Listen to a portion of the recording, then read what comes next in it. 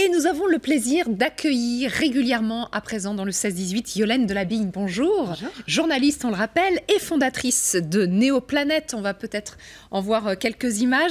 On va parler actualité évidemment avec vous. Il est question d'environnement avec vous. Et en ce moment, au Parlement, se passe quelque chose de primordial pour notre avenir. C'est cet examen d'un projet de loi sur la biodiversité. C'est primordial. Le problème, c'est qu'on ne comprend pas grand-chose. Est-ce que déjà, vous pouvez nous éclairer un petit peu? C'est vrai que c'est pas évident. Alors déjà, un petit rappel historique, c'est que ça avait été adopté, cette loi. C'est une loi très importante l'année dernière, en mars, le 25 mars à l'Assemblée. Alors après le 26 janvier, elle a été votée avec un texte modifié au Sénat. Donc là, c'était l'après COP21. Tout le monde était hyper branché. On était dans l'ambiance COP21. C'était formidable. Tout le monde adorait la planète. Le 17 mars, c'est un petit peu retombé quand même. Donc l'Assemblée nationale a fait d'énormes modifications dont on va parler. Là, en ce moment, c'est en deuxième lecture en public au Sénat jusqu'à demain. Et ensuite, il va y avoir le 25 mai où là, il y aura l'Assemblée mixte entre l'Assemblée nationale et le Sénat. Et normalement, la loi est censée être adoptée. Et à chaque fois, on en perd un petit peu ou quoi? On n'en perd pas un petit peu, on en perd beaucoup. Ah oui. Mon cher Damien. Quels sont les points polémiques? Alors, le plus polémique, c'est les fameux néonicotinoïdes. Alors, je regarde mon papier parce que, heureusement, on leur a trouvé un petit surnom, c'est cool, parce que c'est plus facile. Enfin, on va dire les néoniques, parce que c'est quand même un peu plus... Alors, quels sont les problèmes, rapidement? Ce sont des insecticides qui sont dérivés de la nicotine, qu'on utilise un peu partout en agriculture. Chez vous, quand vous avez vous savez, des produits anti-puces pour votre chat, votre chien, pour protéger vos charpentes, etc. On commence à avoir pas mal de soupçons assez dangereux sur leur impact, notamment évidemment sur la biodiversité, très mauvais pour le sol et pour les animaux, et pour l'homme. Il commence à y avoir des études qui montrent, notamment celle de l'EPA, l'Agence de protection de l'environnement américaine, qui considère que le néonique serait cancérigène, avec des impacts sur la thyroïde. Certains seraient perturbateurs endocriniens, vous savez, c'est les fameux. Et puis, il y aurait des problèmes sur le système nerveux. Et il y a eu aussi une étude japonaise qui était un peu inquiétante, qui montrait que 90% des gens en ont dans leur urine. Ça veut dire que vous l'avez dans votre corps, et après, ça part dans les rivières et dans la mer. Bref, en fait, on en trouve absolument partout dans l'eau, dans l'air, absolument partout. Alors, les industriels et les agriculteurs intensifs crient au scandale en disant « mais si on n'a plus ça va être la famine, il va y avoir plein de maladies, etc. » Or, il y a plein d'alternatives. Il y a plein d'alternatives. La Confédération paysanne ou les agriculteurs bio ou l'UNAF, les apiculteurs, vous disent qu'on peut utiliser des insectes, des bactéries, des champignons, des filets. Certains le font déjà. Voilà. Et il y a une chose intéressante, c'est que l'Allemagne a interdit les néoniques depuis pas mal de temps pour les céréales d'hiver. Elle est toujours deuxième producteur mondial et il n'y a pas eu de baisse de rendement. Donc, ce n'est pas un argument valable.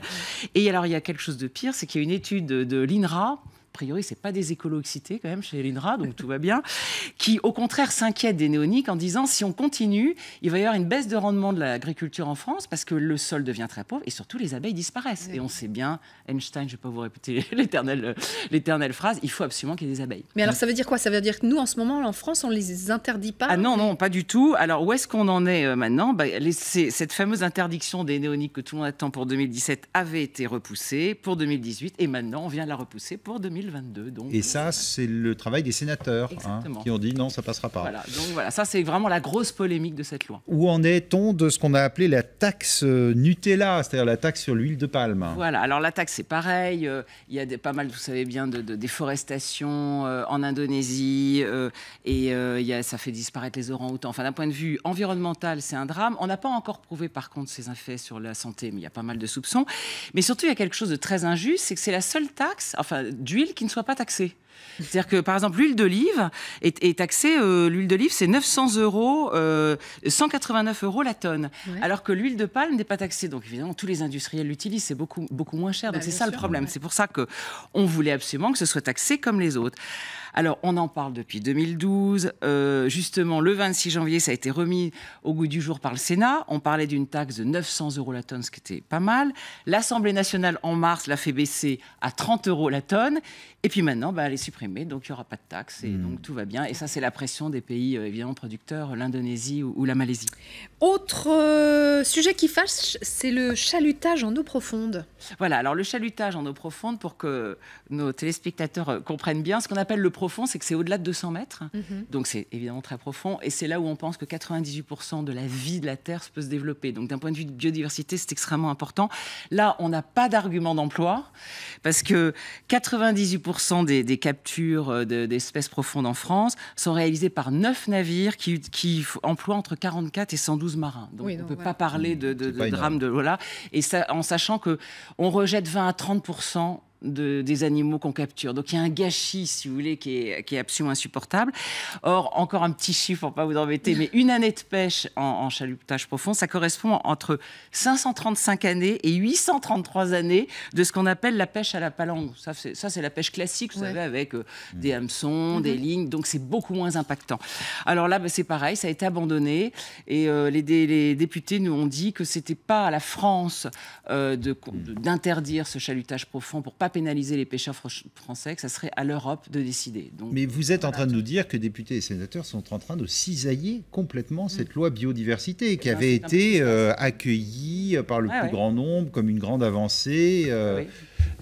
Tout Parce ça, c'est que fini. le poids des lobbies est énorme et que derrière, on vous fait toujours évidemment craindre une perte d'emploi, une industrie qui va s'écrouler, etc. Donc évidemment, ils ont peur. Mais il y a toujours rien dans l'éternel problème. à retenir de positif dans tout ça. Alors, il y a quand même aussi la chasse, parce que là aussi, c'est pareil. C'est un autre point. Voilà, qui est un autre Mais point. en positif, du côté des sénateurs et des députés, alors, si je vais quand même vous positiver avec deux bons points. Et ça, c'est vraiment des bons points où les sénateurs et les députés étaient d'accord pour accepter la notion de préjudice écologique. Ça, c'est très important. Ça veut dire que maintenant, quand vous serez responsable d'un drame environnemental, vous devrez réparer votre préjudice, par exemple une marée noire, ce qui n'était pas le cas actuellement. Avant, c'était procès en permanence, ça pouvait durer des années. Exactement. Ça, c'est une énorme avancée.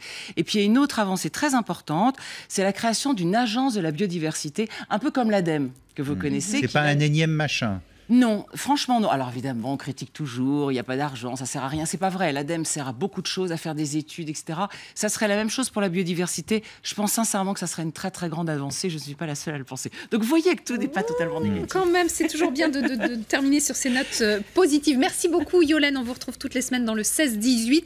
Et sur Néoplanète, votre site également sur Internet. Plein d'infos pratiques d'ailleurs. Merci Yolène, à la semaine prochaine.